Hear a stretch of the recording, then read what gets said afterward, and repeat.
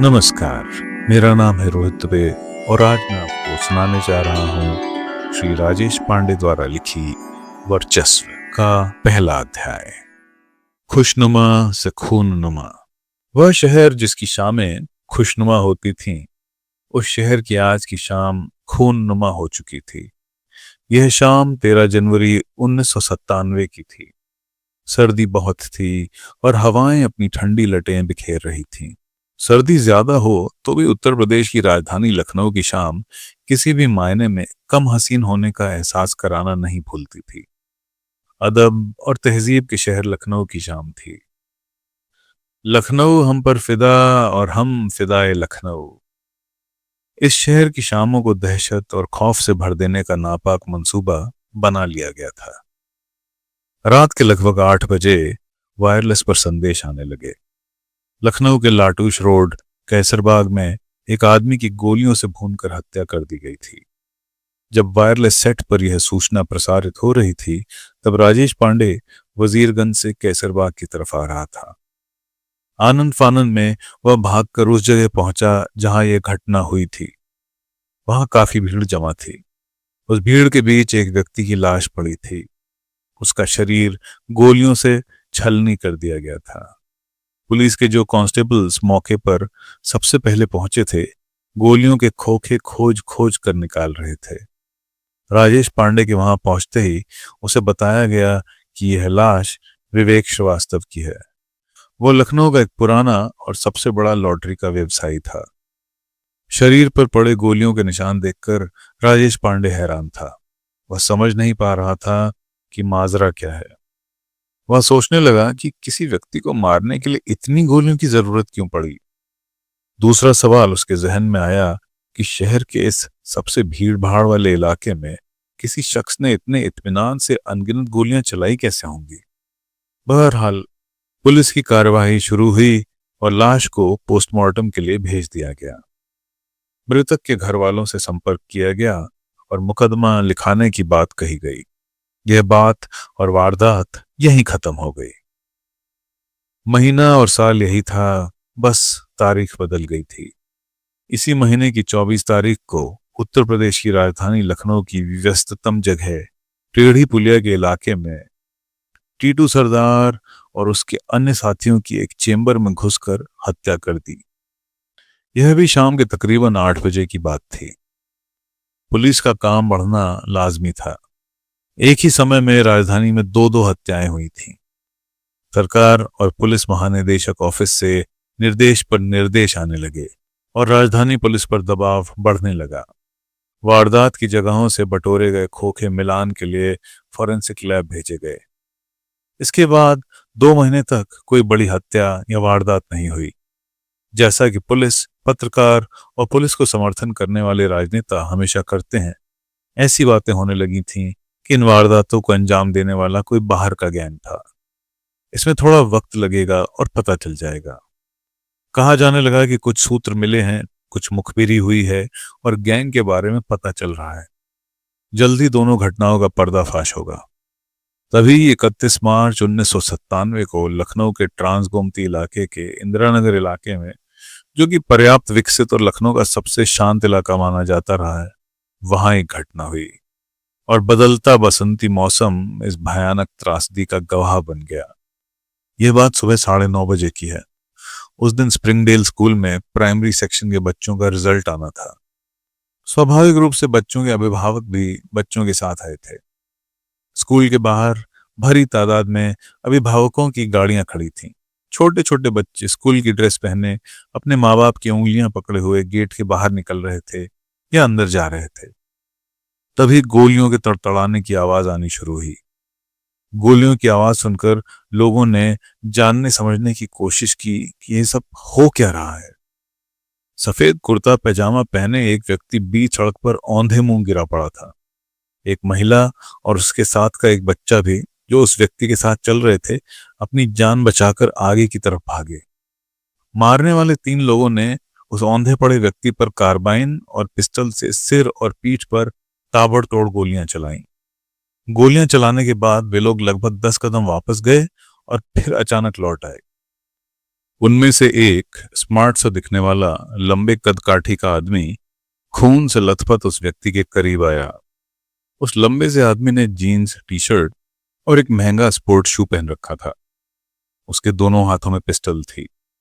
उसने औंधे पड़े हुए उस व्यक्ति को पैर से सीधा करने की कोशिश की, लेकिन जब वह कामयाब न हुआ तो उसके साथ के एक व्यक्ति ने उसकी मदद की और दोनों ने मिलकर उसे बड़ी बेदर्दी से खींचकर सीधा किया। वहीं पर खड़े होकर जल्दी से उन्होंने दोनों पिस्टल की मैगजीन बदली। साथ वाला व्यक्ति, जो छोटे कद का था लेकिन ज्यादा तेज तर्रार दिख रहा था, उसने स्टेनगन की मैगजीन बदली। लंबे कद काठी के उस आदमी ने जोरदार आवाज में गाली देते हुए कहा, "चा, बहुत घूर घूर कर देखता था।" यह कहने के बाद उसने उसकी दोनों आंखों में 5-5 गोलियां और दाग दी। इस पूरी घटना को स्कूल के लगभग 100 से ज्यादा मासूम बच्चे और उनके माँ बाप सांसें थामकर स्कूल की बाउंड्री के अंदर से खौफजदा होकर देख रहे थे। आंखों में गोली मारते समय जब उसके शरीर में कुछ हरकत सी हुई तो उस लंबे कदकाठी वाले स्मार्ट आदमी ने चिल्लाते हुए कहा, "साला इस बार भी बच जाएगा। हार्ट किधर होता है, दाईं तरफ या बाईं तरफ?" इतना सुनकर छोटे कदकाठी के दूसरे व्यक्ति ने उसके सीने के दोनों तरफ 10-10 गोलियां चलाईं। अब उनकी दूसरी मैगजीन भी खाली हो चुकी थी। गोलियों से छलनी हो चुके व्यक्ति को उसने जोर जोर से गालियां दी और उस पर थूका। इसके बाद दोनों तेज तेज कदमों से चलते हुए लगभग 100 कदम दूर खड़ी अपनी गाड़ी तक गए और इत्मीनान से वहां से निकल गए।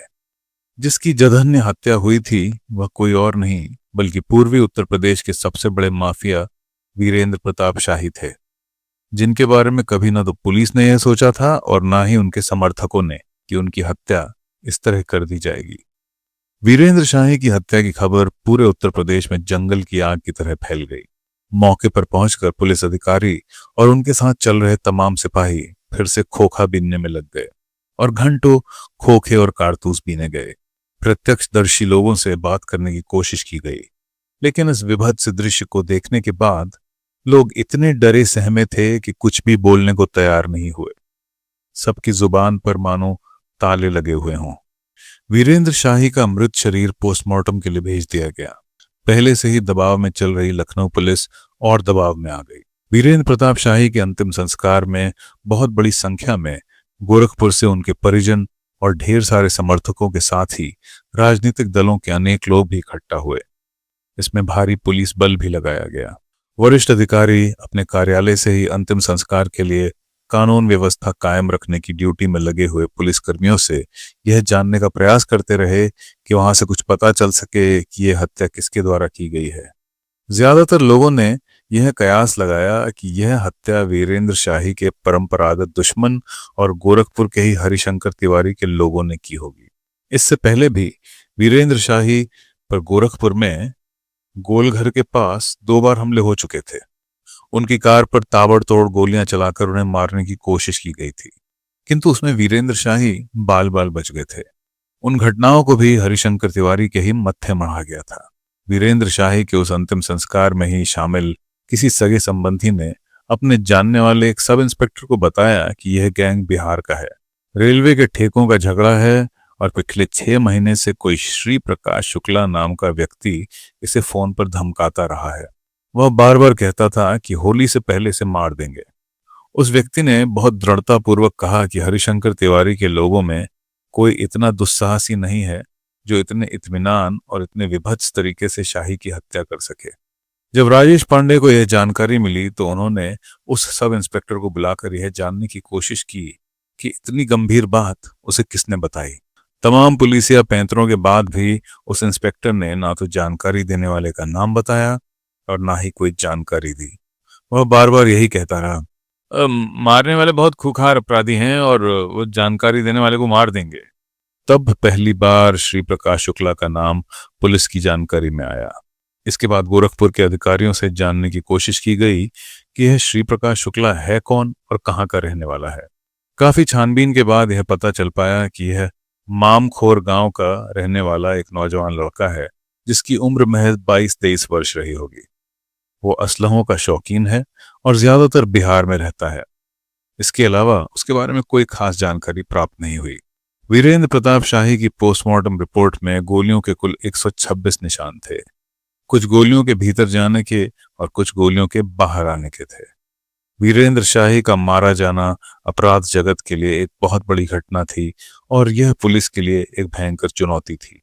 वीरेंद्र शाही पूरे पूर्वी उत्तर प्रदेश और उससे सटे हुए बिहार के जिलों में बहुत जाना पहचाना नाम था। उत्तर पूर्व रेलवे का मुख्यालय होने के कारण उत्तर पूर्व रेलवे के अधीन बिहार का बड़ा हिस्सा और पूर्वी उत्तर प्रदेश रेलवे टेंडर और रेलवे से संबंधित गतिविधियों का सबसे बड़ा केंद्र गोरखपुर था। रेलवे के टेंडर से मिलने वाली ठेकेदारी कम समय में ज्यादा पैसे बनाने का एक बहुत बढ़िया जरिया थी। कम समय में ज्यादा पैसे बनाने का एक बहुत बड़ा जरिया था। उस समय जब सरकारी कामों के लिए टेंडर की योजना शुरू हुई थी तो टेंडर या तो वीरेंद्र प्रताप शाही के आदमी हथिया लेते थे या हरिशंकर तिवारी के लोग। हाथों हाथ यह टेंडर 10-15% कमीशन पर अपने अपने आदमियों को दे दिए जाते थे। धीरे धीरे टेंडर को पूल करने का यह काम अन्य सरकारी विभागों में भी शुरू हो गया, जिसमें लोक निर्माण विभाग, सिंचाई, नगर निगम, वन, खनन और बहुत से छोटे मोटे विभाग शामिल थे।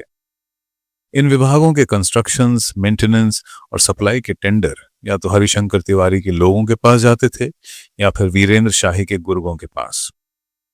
सरकारी विभागों के इन्हीं टेंडरों को लेकर गोरखपुर और उसके आसपास के जिलों में इतना खून खराबा हुआ और दिन दहाड़े इतनी हत्याएं हुई कि गोरखपुर को देश का क्राइम कैपिटल कहा जाने लगा। उत्तर प्रदेश के तत्कालीन मुख्यमंत्री वीर बहादुर सिंह गोरखपुर के रहने वाले थे और वे इस बढ़ते अपराध से परेशान हो चुके थे। उत्तर प्रदेश के इतिहास में यह पहला मौका था जब पूरे पूर्वी उत्तर प्रदेश और बिहार में अपराध जातिगत आधार पर हो रहा था। ठाकुर जाति के अपराधियों का हित और संरक्षण वीरेंद्र प्रताप शाही करते थे और ब्राह्मण अपराधियों के हितों का संरक्षण का जिम्मा हरिशंकर तिवारी उठाया करते थे। इस माफिया गैंगवॉर को रोकने के लिए तत्कालीन मुख्यमंत्री वीर बहादुर सिंह ने ही उत्तर प्रदेश गुंडा अधिनियम बनाया। इससे थोड़ा बहुत सुधार तो हुआ और छोटे मोटे अपराधियों पर अंकुश भी लगाया जा सका। इसी समय बिहार के कुछ माफिया गैंगों ने रेलवे टेंडर में हस्तक्षेप करना शुरू कर दिया। वे अपने कुनबे के साथ टेंडर के दिन गोरखपुर आ जाते थे, लेकिन उनको सबसे ज्यादा प्रतिरोध वीरेंद्र प्रताप शाही के लोगों से करना पड़ता था और रेलवे ऑफिस के सामने गोलियों की आवाजें आम बात हो गई थी। सूरजभान बिहार का एक बाहुबली था। वह बिहार के पटना जिले में मुकामा का रहने वाला था और रेलवे के ठेके लिया करता था। ठेके लेने के लिए 10-15% कमीशन शुरुआत में ही देना पड़ता था, जिसके बाद लाभ कम हो जाता था।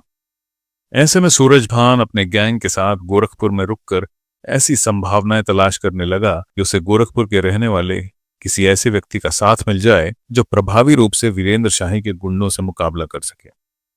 ऐसे ही एक दिन सूरजभान ने किसी बड़े टेंडर के लिए रेलवे मुख्यालय के बाहर टेंडर लेने की नाकाम कोशिश की। उसी टेंडर को हथियाने फैजाबाद के विधायक पवन पांडे, सत्तू पांडे, घनश्याम पाठक, आनंद पांडे और सुधीर त्रिपाठी भी गए थे। रेलवे कार्यालय के गेट पर ही वीरेंद्र प्रताप शाही के लोगों ने अंधाधुंध फायरिंग शुरू कर दी। सूरजभान और उसके सहयोगी वहां से भाग निकले। पवन पांडे के सहयोगी भी वहां से जान बचाकर भागे। रास्ते में भागते समय सूरजभान की मुलाकात पवन पांडे से हुई। सूरजभान ने पवन पांडे से कहा, भैया आप लोग कहाँ से हैं? मैं अयोध्या से विधायक हूँ, मेरा नाम पवन पांडे है। बाकी लोग भी अयोध्या से हैं? सूरजभान ने पूछा। हाँ, सभी मेरे मित्र हैं। ये सत्तू पांडे है, ये आनंद पांडे है। सूरजभान ने पूछा, आप लोगों का यहाँ कैसे आना हुआ? हम लोग मीटर गेज के ब्रॉड गेज कन्वर्जन में गिट्टी सप्लाई का टेंडर लेने आए थे, पवन पांडे ने कहा।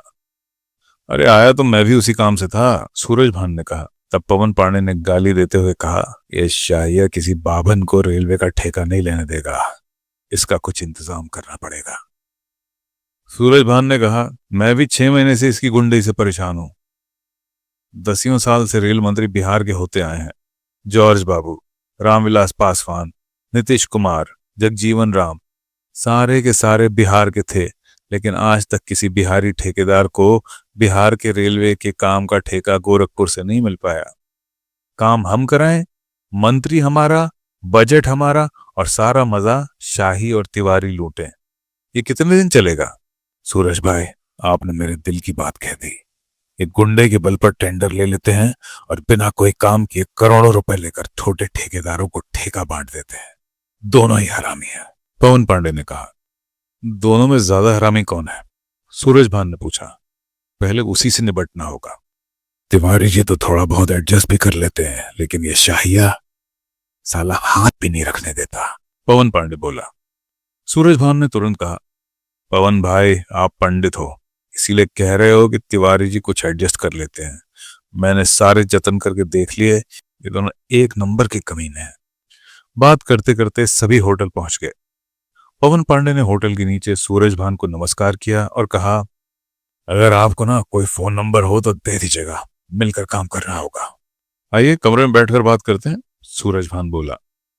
पवन पांडे थोड़ी हिचकिचाहट में बोले, फिर कभी बात कर लेंगे, हो सकता है हम मोकामा ही आ जाएं।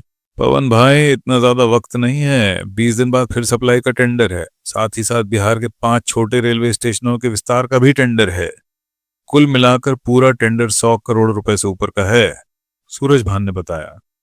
इतना सुनकर पवन पांडे ने अपने लोगों को इशारा किया और सारे लोग होटल के भीतर आ गए और एक ही कमरे में बैठकर बातचीत शुरू हुई। पवन भाई पहले तो ये बताओ कि असले कौन कौन से हैं? सूरज भान ने पूछा। 9mm पिस्टल, एक स्टेन, बाकी 315 बोर की राइफलें। छोटे असलहों की फिलहाल कोई कमी नहीं है, पवन पांडे ने जवाब दिया। इन असलहों से इनसे पार पाना बहुत मुश्किल है, सूरज भान ने कहा। बिना एके के इनसे पार नहीं पाओगे। एके की आवाज और मार बेहोशी का इंजेक्शन है। सामने वाला 10 मिनट तक अपने असलहे पर हाथ भी नहीं लगा पाता, पवन ने जवाब दिया। इधर तो कहीं नहीं मिलती और हमने तो देखी भी नहीं है। हम 4 AK-47 देंगे, सिर्फ इसी शर्त पर कि अगले टेंडर पर यह बचना नहीं चाहिए, सूरज भान ने कहा। ठीक है, कहां से दिलाओगे? पवन पांडे ने पूछा। सूरज भान ने कहा, अभी मेरे साथ चलो, मोकामा में मेरे घर पर चारों रखी हैं। पवन पांडे ने कहा, कल मेरी रिश्तेदारी में एक शादी है, अभी तो नहीं चल सकता, लेकिन अगले टेंडर से पहले जरूर। सूरज भान ने अपना लैंडलाइन नंबर दिया और कहा, आने से पहले इस पर फोन कर लेना, जो भी फोन उठाए उसे बताना कि दादा से बात करनी है। अशोक सिंह गोरखपुर से बोल रहा हूं। पवन पांडे ने अपनी डायरी में यह नंबर नोट किया और सवाल किया, मैं समझा नहीं कि अशोक सिंह के नाम से क्या फोन करना है? पवन भाई आप विधायक हैं, लोग आपको जानते हैं, अपना नाम बताएंगे तो हमारे आसपास रहने वाले भी अपना दिमाग चलाने लगेंगे, सूरज भान बोला। पवन पांडे ने कहा, ठीक है, और वह अपने काफिले की 5 गाड़ियों के साथ वहां से निकल गया। 4 घंटे बाद सूरज भान अपने काफिले के साथ पटना वापस चला गया। 4 दिन बाद सत्तू पांडे, राजन तिवारी, श्री प्रकाश शुक्ला, आनंद पांडे और सुधीर त्रिपाठी पवन पांडे के आवास पर बैठे हुए थे। सत्तू पांडे ने बात छेड़ी और पवन पांडे से कहा, भाई जो बिहारी उस दिन गोरखपुर में मिला था वह AK-47 की बात कर रहा था। आपको क्या लगता है कि ऐसे ही भौकाल बना रहा था कि कुछ दम भी है? उसे चलाने की तो छोड़ो, AK-47 हमने देखी भी नहीं है और वह 4 AK देने की बात कर रहा है। पवन पांडे ने जवाब दिया, सत्तू भाई मैं बेवकूफ नहीं हूं कि किसी के भरने से ऐसे ही आ जाऊंगा। मैंने भी लोगों से पता किया है, आदमी वजनदार है, इसमें कोई लोटा नहीं है। अब कितनी AK-47 उसके पास है यह तो जानने पर ही पता चलेगा। पवन पांडे ने जेब से अपनी डायरी निकाली और देखकर बताया, उसने अपना नंबर दिया था, बात करो और पूछो कि हम लोग कब आ जाएं। यहाँ सवाल 4 AK-47 का नहीं है, सवाल 100 करोड़ के टेंडर का है। एक बार टेंडर मिलने लग जाए फिर AK-47 मशीन गन सब अपने पास होंगी। ठीक है भैया, मैं इतनी अच्छी तरह बात नहीं कर पाता, श्री प्रकाशवा से बात कराते हैं, सत्तू बोला। ठीक है, कहते हुए पवन पांडे डायरी में जोर जोर से नंबर पढ़ने लगा और श्री प्रकाश शुक्ला ने अपने हाथ पर वह नंबर लिख लिया। पवन पांडे के ऑफिस में लगे फोन से वह नंबर लगाया गया। एक ही बार में फोन उठ गया। श्री प्रकाश ने कहा, मैं फैजाबाद से अशोक सिंह बोल रहा हूं, दादा से बात करा दीजिए। 2 मिनट बाद सूरज भान लाइन पर आया। श्री प्रकाश ने फोन पवन पांडे की तरफ बढ़ा दिया पवन पांडे ने दुआ सलाम के बाद पूछा, भाई हम लोग कब तक जाएं? उधर से जो भी जवाब आया सुनकर पवन पांडे ने कहा, ठीक है, और फोन रख दिया। फोन रखने के बाद पवन पांडे ने कहा, वह परसों बुला रहा है, 2 गाड़ियां हैं, एक गाड़ी सत्तू ले आए और परसों चलते हैं। 3 दिन बाद ये सारे लोग मुकामा पहुंच गए। 3 जगहों पर इन लोगों से आवश्यक पूछताछ और जांच पड़ताल की गई और इसके बाद सूरजभान के आदमी सभी लोगों को घर ले आए। बातचीत के बाद सूरजभान ने इशारा किया और उसका एक आदमी एक काले रंग का क्रिकेट किट बैग लेकर आया। सूरजभान ने एक एक करके 4 AK-47 निकाली और सबको दिखाई। सबने बारी बारी से AK-47 हाथ में लेकर देखी। सूरजभान ने कहा, ज्यादा लंबी बातचीत से कोई फायदा नहीं है, बात मुद्दे की करते हैं। अभी मैं 2 AK-47 दूंगा। शाम हो चली है, घर के पीछे गंगा नदी बहती है, खाना खा लो और मेरे साथ गंगा के तट पर चलो। वहीं इसका इस्तेमाल भी 10 मिनट में बता दूंगा। 2 AK-47 लेकर तुम लोग चलो, 2 मैं खुद टेंडर वाले दिन लेकर आऊंगा। अगर काम हो गया तो ये दोनों AK-47 हमेशा के लिए दे दूंगा, और काम नहीं हुआ तो वह दोनों भी अपने साथ वापस ले जाऊंगा। फिर जब भी आप लोग बताएंगे मैं चारों लेकर आ जाऊंगा। यह ध्यान रहे कि यह काम होना ही है। एक बात और पवन भाई, आप देख लीजिएगा, जिसके पास जिगरा हो AK-47 वही चलाए। पवन ने तुरंत कहा, यह श्री प्रकाश शुक्ला है, जिसने आपसे बात की थी। एक इसे दे देंगे और एक आनंद पांडे चला लेगा। कौन श्री प्रकाश शुक्ला? सूरजभान ने पूछा। दादा, मैं ही हूं, श्री प्रकाश तुरंत बोला। आपने जो नाम बताया था उसी नाम से मैंने फोन किया था। अशोक सिंह? जी दादा जी। तुम्हारा नाम बहुत लंबा है, इतने लंबे लंबे नाम बोलने की आदत नहीं है। अब से मैं तुम्हें अशोक सिंह ही कहूंगा, और तुम्हें जब भी बात करनी हो तो अशोक सिंह के नाम से ही बात करना, ठीक है? सूरजभान ने कहा। दोनों AK-47, उसकी भरी हुई मैगजीन और 100 कारतूस लेकर पवन पांडे मुकामा से तीनों गाड़ियों के साथ रवाना हो गया। रास्ते में श्री प्रकाश ने पूछा, किन किन रास्तों से जाना ठीक होगा, कहीं रास्ते में चेकिंग न मिले। तब यह तय पाया गया कि सभी लोग पहले पवन पांडे के आवास अयोध्या चलेंगे, फिर वहां से अपनी अपनी जगह पर जाएंगे। रेलवे के टेंडर की अगली तारीख 2-3 महीने के लिए